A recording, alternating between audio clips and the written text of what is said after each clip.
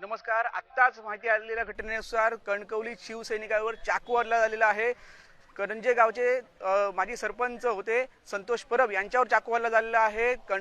सध्याच्या परिस्थितीत जिल्हा बँकेची रणधुमाळी याची धामधूम सुरू आहे आणि शिवसेना नेते सतीश सावंत, जिल्हा बँक अध्यक्ष सतीश सावंत यांचे खंदे समर्थक असलेले संतोष परब यांच्यावर आता चाकू हल्ला झालेला आहे. ह्या माहितीमुळे पूर्ण शिवसैनिक यांनी कणकवली उपजिल्हा रुग्णालयात धाव घेतलेली आहे. अचानकपणे या चाकू हल्ला झाल्यामुळे नेमकं काय झालं, कशामुळे झाला हल्ला ह्याची माहिती मिळू शकली नसली तरी कणकवली रुग्णालयात त्यांना दाखल करण्यात आलेलं आहे. त्यांच्यावर उपचार सुरू आहे आणि सतीश सावंत हे देखील रुग्णालयात पोहोचलेले आहेत. त्यामुळे जिल्हा बँकेच्या निवडणुकीच्या दरम्यान ही घटना घडल्यामुळे कुठेतरी राजकीय या घटनेला राजकीय वलय प्राप्त होते काय हेच आता पाहावे लागणार आहे. कारण ही आता जिल्हा बँकेची जी निवडणूक आहे ती निवडणूक कुठे घेऊन जाते, नेमकी कुठे घेऊन जाते, अशा पद्धतीने हल्ले किंवा असं जरी राजकारण हे कोणत्या स्तरावर हे राजकारण घेऊन जाते याचाच एक प्रश्न आता सर्वसामान्य जनतेला पडलेला आहे. कारण सध्या निवडणुकीची पार्श्वभूमी म्हणजे नगरपंचायत असो, जिल्हा बँक असो, हे सर्व स्तरावर निवडणुका होत आणि अशा पद्धतीने हे जर चाकू हल्ले किंवा असे राडे झाले तर कुठेतरी सामान्य माणूस ह्या निवडणुकीला कंटाळेल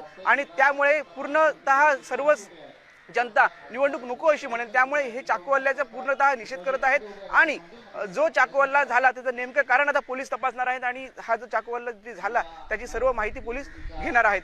सध्याच्या परिस्थितीत कणकवली जे उपजिल्हा रुग्णालय आहे तिथे पोलीसही दाखल झालेले आहेत आणि ह्या उपचारही त्यांच्यावर चालू आहेत आणि शिवसैनिकही मोठ्या प्रमाणात जमत आहेत. सिंधुदुर्ग लाईव्ह, उमेश बुचडे, कणकवली.